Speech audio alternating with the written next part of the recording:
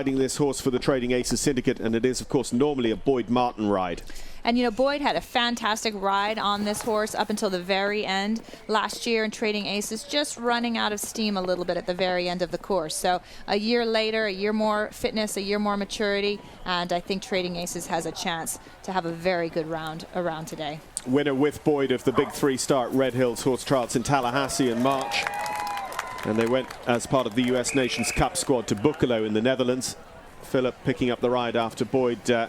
He fully broke his leg, didn't he, at Carolina International? Yes, he's got a rod in there and everything to boot. And he was originally trying to ride here, even with the rod in his leg, but ultimately made the decision that he had to wait a couple of weeks to get. Big broad table in the Whiskey Barrel corner. He made that look easy. Just eating it up. A beautiful ride to the table, just on point on that line to the corner. Beautifully done. Phillip's the number 13 ranked rider in the world rankings today. There are 3,500 riders ranked, so that is right up there. He's a 5-time Olympian and has had 10 top 5 finishes at 4-star, including a win here at Rolex in 2008 with Connaught.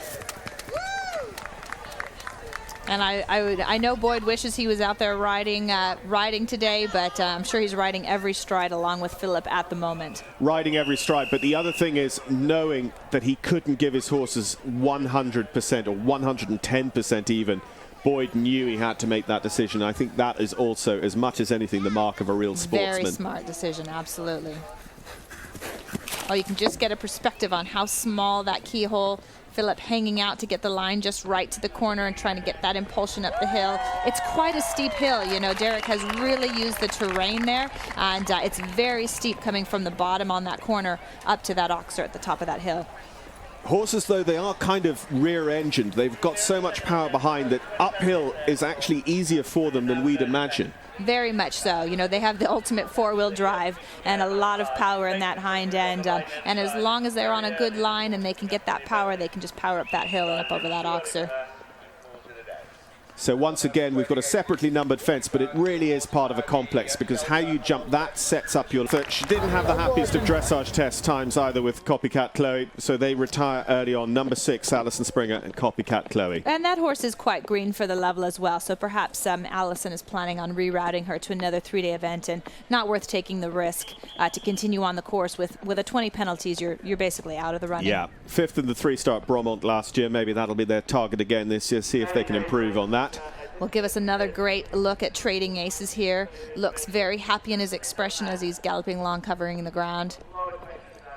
And Phillip, I think he's got a metronome in his head. He is pretty much bang on time. Oh, getting a good job getting him organized. You know, he did a super job keeping that horse's balance. That horse just lost his balance a little bit, was a little slow at the front, like, ooh, he's on the inner line. He wants to make the time. That was a brave line coming into the rails. The horse very tidy with his feet. Phillip giving him a little tap to tell him to pay attention.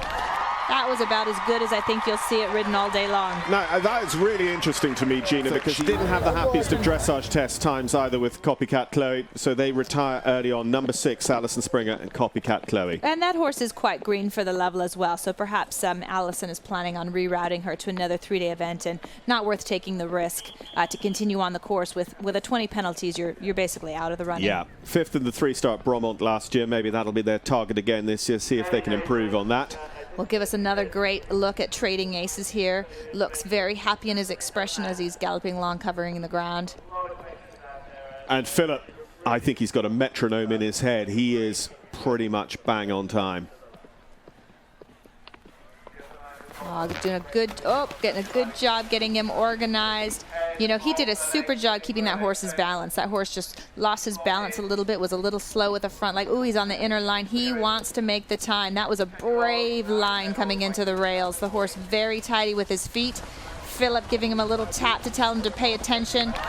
That was about as good as I think you'll see it ridden all day long. No, that is really interesting to me, Gina, because he was hunting the Moulin when they redirected there last year from Rolex, as we look at Phillip Dutton and Trading Aces through this Normandy Bank complex. That is a very scopy horse. You know, he ate up the ground from that Normandy Bank, and then that 2 strides comes up quite snug.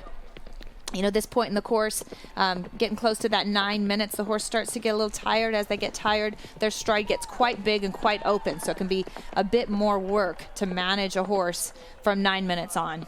It's a very different horse than you're riding at 9 minutes than you started on the beginning. A truly experienced horse and a 4-star horse, and I think it's how you know when you're on a 4-star horse. They can shallow breathe within themselves for that 7.5 to maybe 9 minutes kind of time. It's only when you find a horse underneath you just taking that real deep breath, getting a second wind and going, okay, yeah, I can carry on. I can do this now. I understand what you're asking me. Exactly, and that tends to happen somewhere around the 8-minute marker. You know, it's not until you've run a course 8 minutes or more where you really discover if the horse has that stamina, endurance to keep going. And you can see him tiring a little bit there. The stride a little big, a little open, but Phillip's going to help him get himself packaged up. And I'm sure he wants to be on target for that time. And he absolutely is. That is almost to a nicety where I had marked my 10-minute marker. And Phillip's going to be using all of his experience here to help Trading Aces as he tires a little bit, to help him stay focused, to help him have the right stride and the right... Oh, he saw it from way back there. You can see he saw his stride from about 10 away. He just knew exactly where he was. What's really interesting about this, Gene, is, you know, Boyd and Phillip work so closely together anyway, but, you know, Phillip has certainly never ridden this horse at 4-star. He is as near as going to be inside the time on this, a horse he's unfamiliar with. That bodes really well for his 2 own rides to come later. Oh, absolutely. Getting him organized here. This is where Boyd had problems with him last year, but Phillip's taking great care of him. Yeah, the ability to jump on a catch ride and ride it around a 4-star course is just the mark of a real champion. And like you said, Phillip has a clock and a metronome in his head, and he can ride the rhythm of the horse and help that horse stay in balance. That is a big arched log over a ditch there we can't just see because of the build-up of the crowds. 1 to go, 1 to go. Fantastic. And easily inside the time. Kick on all the way to the flags. 11 minutes 11, 11 minutes 12. On. And Land Rover is presenting an award, right, for the best time, the best Optimum time, and looks like...